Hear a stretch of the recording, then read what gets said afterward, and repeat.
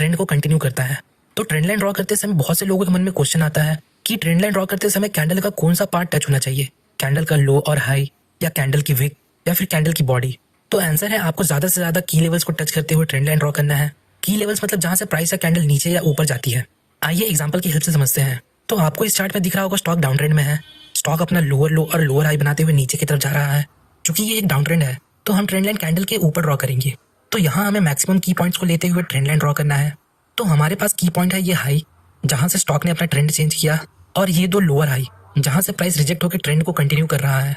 तो अब हमें एक ट्रेंड लाइन इन 3 पॉइंट्स को लेते हुए ड्रॉ करना है, कुछ इस तरह।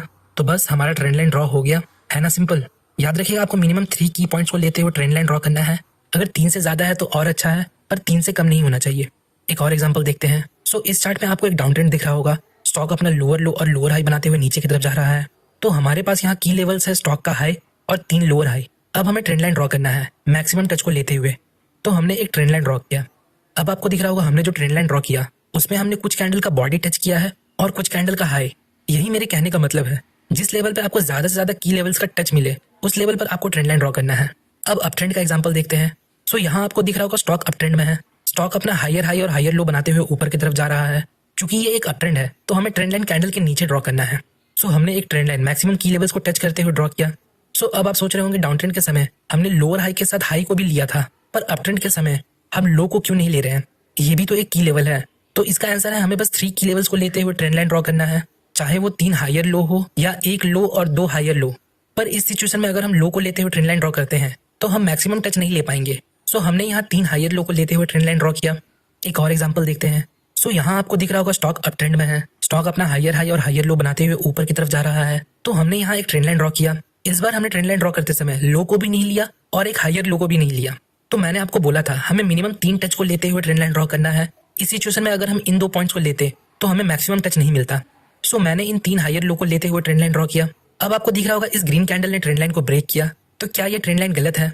तो आपके इन्फॉर्मेशन के लिए मैं बता दूं, ट्रेंड लाइन कोई स्ट्रेट लाइन नहीं होती कि जस्ट प्राइस यहाँ से ऊपर या नीचे चली जाए।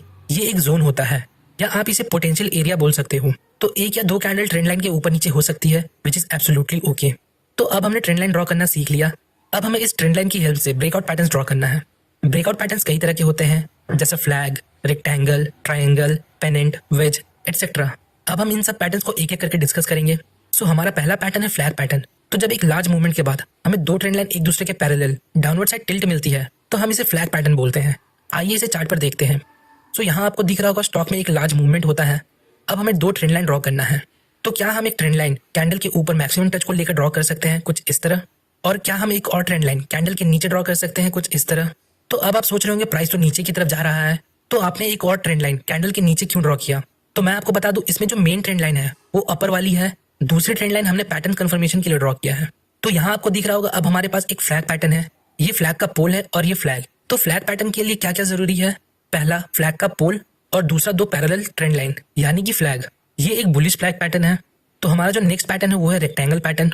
तो जब मार्केट रेंज बाउंड हो जाता है और प्राइस एक रेंज के अंदर मूव कर रहा होता है और इस सिचुएशन में हमें एक लेवल ऑफ सपोर्ट और एक लेवल ऑफ रेसिस्टेंस एक दूसरे के पैरेलल मिलते हैं, तो हम इसे रेक्टेंगल पैटर्न बोलते हैं।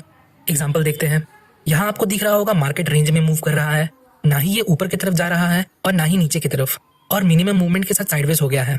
तो हमें ऊपर के साइड एक level of resistance maximum touch को लेते हुए ड्रॉ करना है, कुछ इस तरह, और नीचे के साइड एक लेवल ऑफ सपोर्ट ड्रॉ करेंगे, कुछ इस तरह। अब आपको दिख रहा होगा हमें एक रेक्टेंगल पैटर्न मिला है। इस सिचुएशन में आपको ब्रेकआउट का वेट करना होता है। अगर कैंडल रेजिस्टेंस लेवल को ब्रेक करता है तो हम MACD का कंफर्मेशन लेके बाई कर सकते हैं, और अगर कैंडल सपोर्ट लेवल को ब्रेक करता है तो हम MACD का कंफर्मेशन लेके शॉर्ट कर सकते हैं। तो हमारा नेक्स्ट पैटर्न है पेनेंट फ्लैग पैटर्न। तो जब एक लार्ज मूवमेंट के बाद मार्केट कंसोलिडेट हो जाता है और इस कंसोलिडेशन पीरियड में हमें 2 अपोजिट ट्रेंड लाइन मिलते हैं, तो हम इसे पेनेंट फ्लैग पैटर्न बोलते हैं। एग्जांपल देखते हैं। यहाँ आपको दिख रहा होगा स्टॉक में एक लार्ज मूवमेंट होता है और इस लार्ज मूवमेंट के बाद स्टॉक कंसोलिडेट हो जाता है। सो अगर हम एक ट्रेंड लाइन ऊपर की तरफ मैक्सिमम टच को लेते हुए ड्रॉ करें, कुछ इस तरह, और एक ट्रेंड लाइन नीचे की तरफ मैक्सिमम टच को लेते हुए ड्रॉ करें, कुछ इस तरह, तो हमें यहाँ एक पेनेंट फ्लैग पैटर्न मिलता है। ये फ्लैग का पोल है और ये पेनेंट, ये दिखने में बिल्कुल इस वाले फ्लैग की तरह दिखता है।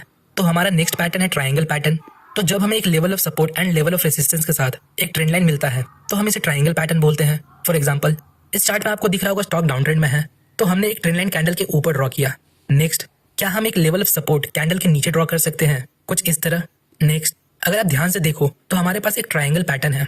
सो इस तरह आप और भी पैटर्न्स ढूंढ सकते हो। बचे हुए पैटर्न्स को हम नेक्स्ट वीडियो में कवर करने की कोशिश करेंगे।